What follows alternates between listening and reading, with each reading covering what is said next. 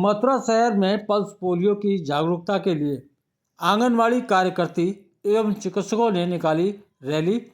राज्यसभा सांसद ने हरी झंडी दिखाकर किया रवाना। रविवार की सुबह 11 बजे मथुरा के सीएमओ कार्यालय पर पोलियो अभियान की जागरूकता के लिए रैली निकाली गई। 8 दिसंबर को जनपद के विभिन्न क्षेत्रों में बूथ बनाकर 1 से 5 वर्ष के बच्चों को पोलियो ड्रॉप पिलाने के लिए जागरूकता रैली का शुभारंभ राज्यसभा सांसद तेजवीर सिंह एवं सीएमओ डॉक्टर अजय कुमार वर्मा ने हरी झंडी दिखाकर रैली को रवाना किया। रैली में नर्स एवं पैरामेडिकल इंस्टीट्यूट के छात्र छात्राएं भी उपस्थित रहीं।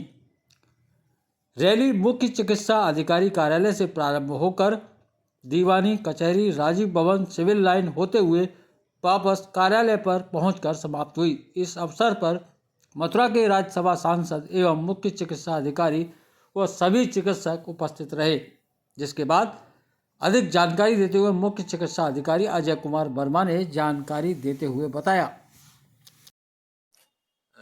बताना चाहूँगा कि सन 95 से प्रयास था, पोलियो मुक्त भारत का एक सपना था। पूरे विश्व में पोलियो से मुक्त करना था, इस वायरस से निजात दिलानी थी।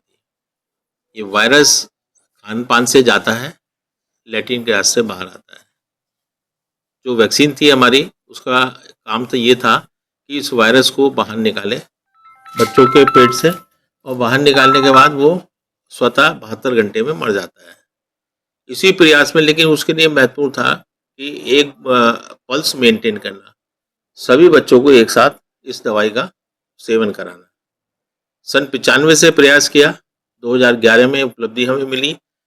3 तरीके के स्ट्रेन थे। P2 जो स्ट्रेन था वो बहुत साधारण सा था, उसको बहुत जल्दी हमने ख़त्म कर दिया। P1 जो स्ट्रेन था, आखिरी केस हावड़ा में मिला और 2011 में। इसी तरह अलीगढ़ और फिरोजाबाद P3 का केस हमें मिला, वो भी 2011 में मिला।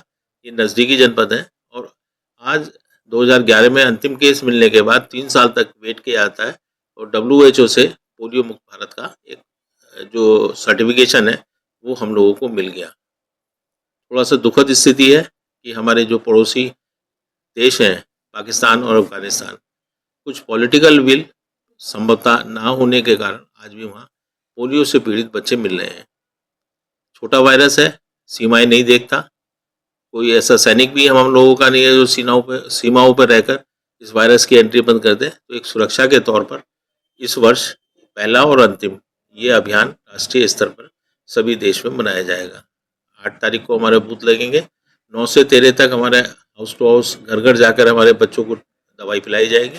उसके बाद बी टीम, जो छूटे हुए बच्चे हुए मॉप अप राउंड में बी टीम में दवाई पिलाई जाएगी। सभी हम जानते हैं कोविड जैसी भयानक बीमारी में हमने इसी वैक्सीन के माध्यम से बचाव किया, और हमने ही नहीं बचाव किया, हमने और देशों को भी दिया।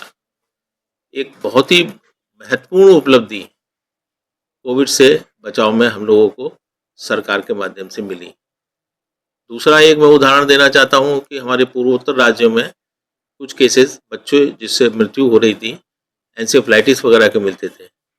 आज संचारी रोग अभियान चलाकर, जिसमें 11 से 14 विभाग हम लोगों को सहयोग करते हैं, उस बीमारी पर पूर्णतः रोक लग गई। अब हम लोगों को आप ही के माध्यम से नहीं पता लगता कि एंसेफ्लाइटिस से भी बच्चों की मृत्यु हो रही है। इसी तरह पोलियो को भी हमने लगातार सन 95 से और 2011 तक अभियान चलाकर, उसके बाद नेशनल और SNID चलाकर इससे देश को, बच्चों को जो पोलियो ग्रस्त हो जाते थे उससे मुक्ति दिलाई। मैं यही अपील करना चाहूँगा। पहली बात तो मैं ये अपील करना चाहूँगा कि आज हम लोगों के पास अस्पतालों में इतनी अच्छी सुविधाएं हैं, और केवल हम लोगों को, चिकित्सक और हमारे पैरामेडिकल स्टाफ को मॉरली अगर स्ट्रॉन्ग बाउंड हो जाए तो हम सभी सुविधा अपने आने वाले मरीजों को दे सकते हैं। उसके लिए मॉरली स्ट्रॉन्ग होने के लिए मैं अपने अधीनस्थ मेडिकल डॉक्टर्स और पैरामेडिकल्स को ये एक वो देना चाहता हूँ संदेश। इसके साथ साथ जनता को संदेश देना चाहता हूँ, यद्यपि हमारा पोलियो मुक्त भारत हो गया है, लेकिन आज भी सीमाएं बंधी हुई नहीं है।